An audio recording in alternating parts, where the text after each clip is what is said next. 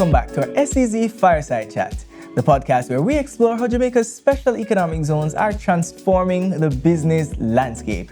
I'm your host, Michael Montague Jr., Manager for Business Development within the Special Economic Zone Authority.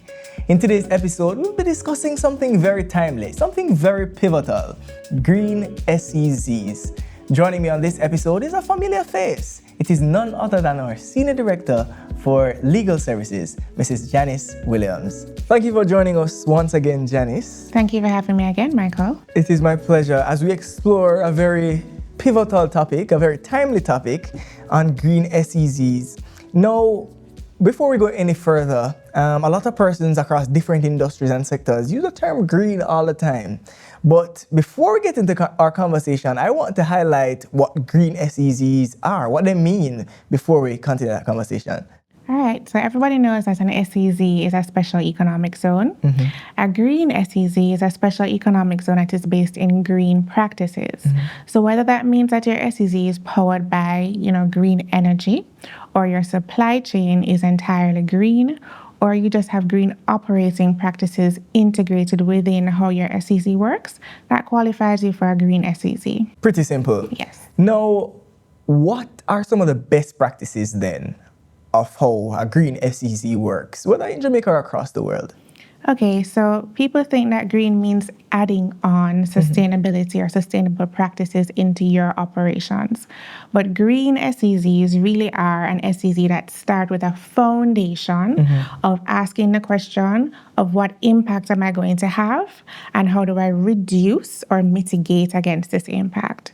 So you're looking at things like, how do I implement a circular economy into how I'm operating? How do I look at reducing my waste or reusing my waste into my processes, whether it's a manufacturing process or an operating process? You also want to ask if I'm adding man-made structure or infrastructure into the environment, how am I also adding back nature-made resources into the environment? If what I'm doing is impacting a natural resource, how am I making sure that impact is mitigated, reduced, or neutralized? So all of those questions are what you want to start with. Green is not an add-on. Green is a way of thinking. So for example, if I am producing waste in the form of hot water, can that hot water then be turned around into hydrofuel, right? If I am producing waste in the form of hot water, can I use that hot water to turn into steam? And can that steam then power the work that I'm doing within the SEZ? If I'm producing e-waste, how can I reuse that e-waste in a way that will reduce the amount of waste? So it's a way of thinking, a mindset that is integrated within the operating functions and processes of that particular SEZ and the activity that you plan to do there. Based on what you're saying, it sounds as though there are a lot of different benefits that can come from these. What are some of the benefits that a company would get from participating in a green or having their SEZ be green?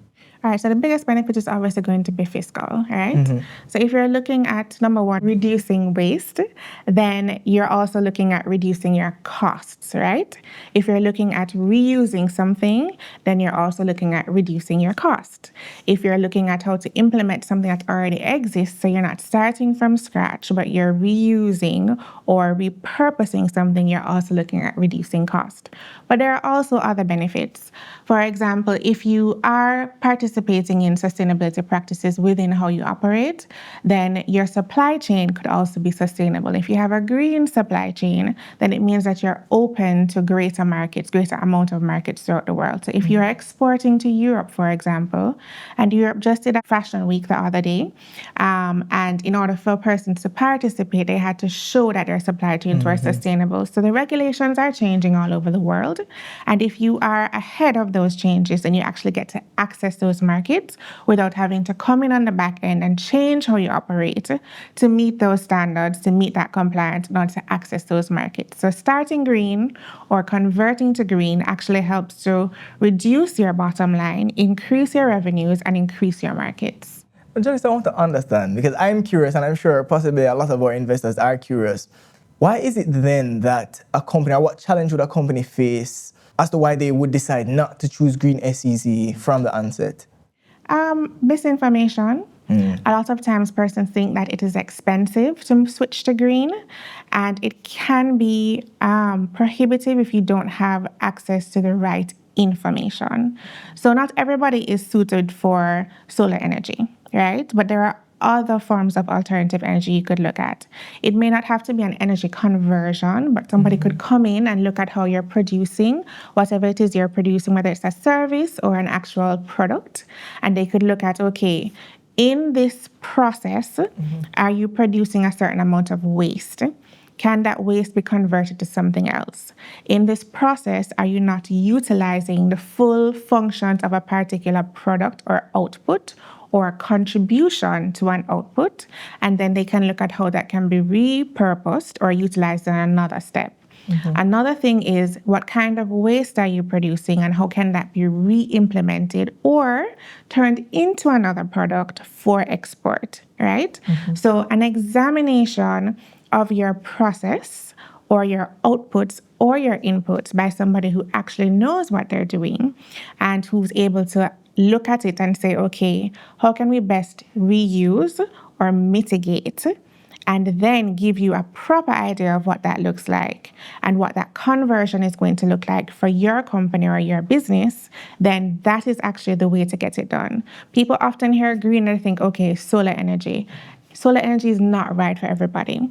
If you do import solar energy kits like a battery or a conversion, etc., you would still get the benefit of importing that duty-free if you're using it in your SEZ. So there is, a benefit for the surface type of conversion. But if you really actually want to get the full benefits from it, then the best way to do it is to look at it the same way an insurance person would look at it. Audit your practices. Audit your processes, audit how your people get things done. And then you can see, okay, here's where I can do some savings, here's where I can do a conversion or a repurposing, and I can meet the standard for green as well as reduce my costs and my overall output. Right. To drive that point home, so for example, bauxite, mining or extraction is prohibited within the special economic zone, but that process has waste in it. How could you use that waste, for example, to do something in the SEZ that could be considered green? Okay, so I am going to go ahead and go all the way with this example. Okay. So extractive industries, as you said, is prohibited within the SEZ, so it's not allowed. If you are next to an extractive activity and you want to come into the SEZ, the question is, what are you going to do with the output from that extractive practice? So in Jamaica, we typically export the unfinished product from the bauxite and mining process or activity. If we were to finish it here by adding value within an SEZ, that is possible. It's not prohibited within the SEZ for you to do that. Now, the process of converting it all the way to the finished product produces a certain type of waste. There are companies that can actually take that type of waste and turn it into paper, turn it into blocks so you can build a structure out of it, turn it into other forms of usable product so that you can help to put together your green SEZ based on infrastructure needs or based on repurposing or reutilization needs. And that way, the waste from that process is actually put back into the manufacturing process within that SEZ, and you end up with little to no waste from an extractive activity, which is amazing, right? So that is one way of looking at it. From that perspective then, are there any incentives or, might I say, encouragement that our framework offers to companies who would want to do green SEZs or who we would encourage to do green SEZs? Okay, so people typically say that SEZs are an incentive framework. I prefer to say that SEZs are a development framework, right? So with developments, you want them to make money. So obviously incentives are going to be a good push or a good driver for that. Right. However, if we're looking at it just on a perspective of reducing your costs at the expense of, or the expense stage, or the buying or purchasing stage, you're not taking advantage of everything that the SEZ has to offer. Now, With a green SEZ, you are not only supporting Jamaica's climate investment strategy or Jamaica's green development policy, which, is a couple years old now, but the government is pro-green, meaning that we want persons to choose sustainable ways of doing things. Right. So what happens is when you decide to move into a green SEZ, you are moving along the way that the government supports. So there are several policies that will support what you're doing. Now, right now, we have a couple green incentives that exist outside of the SEZ. So if you want to, put solar energy in, there are credits you can take advantage of. If you want to move towards a particular way of operating in terms of fueling by way of alternative energy, the government is also moving along those ways. If you want to take advantage of buying a motor vehicle that is a green motor vehicle, then the government is moving along those ways. But specifically for SEZs now, what we have is an entire framework that is supported not just by the Jamaican government, but by international regulators and markets. So if you come into the space, you're doing business with persons who already have access to incentives internationally and locally. So you're already operating from a place of a lower cost within the markets that you want to get into. So instead of operating at a level where it's going to cost you X plus 100, you're now operating at a level where it costs you X, right? So you're dealing with lower costs. You're dealing with no tariffs or lower tariffs. You're dealing with an industry that is supported worldwide. So you're going to take advantage of the cost for that. You're dealing with an industry supported by several different governments across the world. So you're going to find shipping is easier. You're going to find finding markets is easier. You're going to find finding suppliers that are supported by government policy. They're easier. And that brings you into an entire regime within our regime, if you want to say it that way, that supports not only creating the infrastructure, but continuing to operate within that infrastructure. So it's a niche you're plugging into. And that niche is saying, we want the world to go in this direction. So everything that is available becomes available to you, whether directly or indirectly. Now, looking on a much global scale, as you mentioned, are there any international standards or treaties that companies who are operating green in Jamaica and by extension as we export to the rest of the world that they should be following? What are some of those? Well, anybody who wants to take advantage of what's happening internationally and looking at treaties, I encourage you to get in touch with the Trade Board for two reasons. Trade Board does this Export Academy, which teaches you best practices for exporting, which does include some green practices.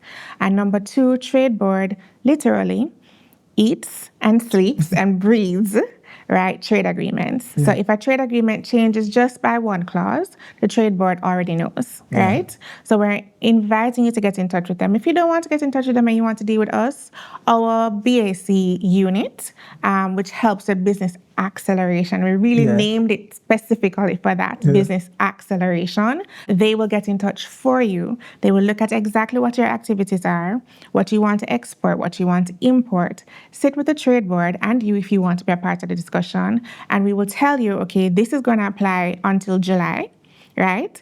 Make sure you take advantage of that. This is going to apply for the next 10 years. Take advantage of that. So I could name maybe 40 different treaties, but it would be very dependent on what exactly you are creating and what exactly you want to export and what the inputs are that you're importing to create that particular item. Understandably so. Now, lastly, Janis, I just want to ask, based on what we now know, how do you see Jamaica's geographical landscape and the SEZ business landscape? How do you see us evolving based on green SEZs and the standards across the world? So if we really get there in terms of standards and meeting the standards, in 5 years, we will look completely different. Everybody who travels to Jamaica says, 10 years ago, the landscape, the infrastructure did not look like this. So we are developing, whether or not we want to admit that we are developing, and our infrastructure is changing and changing for the better. Now, we have things like a well-building standard. We have things like a LEED certification, which The SEZ does have LEED certification with some of its persons here. So the persons who come and inspect your buildings, they have LEED certification that also helps to create the standard for sustainability. So if you ever want to rely on any experts, we have that in-house within the SEZ. But specifically, if we're to lead the standard, if you want to, excel, look about with Alawa, want to make sure we're in front, then going to the standard of a well building, where a building is actually good for the people that work there, the people that live around it, and the specific environment it's in, its immediate environment and its larger environment, then we will actually be creating structures that are not just good for the environment, but contribute positively to the environment. So we're beyond net zero now. We're actually helping to cool Jamaica's climate, and we're so close to the equator. That's something that we really want to think about. If I'm building a structure, yes, I want to export, right? Yes, I want to make money off it. But could I also be smart about it by making sure that what I'm contributing to my island and to the development and to the economy actually is not just here for a long time, but make sure everything that's around it is also here for a long time. So the trees that we need to breathe the air in from, right? If my building contributes to more trees being able to live and live longer and thrive, and I'm creating more oxygen for the persons that are living around it and coming to that building and operating in that building, then I'm ticking all the boxes to say, my company won't just be here forever, or forever how long it can be here for, but the environment in which it survives will also be here. And that environment supporting your infrastructure will also help your infrastructure to support your business. Whoa. Janis, thank you for joining us for this episode on Green SEZs, helping us to understand what shapes what a green SEZ looks like. We understand now that it's not just a nice to have, but it's a requirement, it's a benefit to our operational cost and to the world that we operate in. And we hope that whatever concerns that you had, whether establishing your green SEZ or transforming your company into a green company, that this conversation has clarified that. All right, Janis, so once again, thank you for being here. It's my pleasure, Michael. All right. Join us on the next episode as we discuss some of the challenges that we face in SEZs and operating across the world and the future trends of special economic zones. See you then.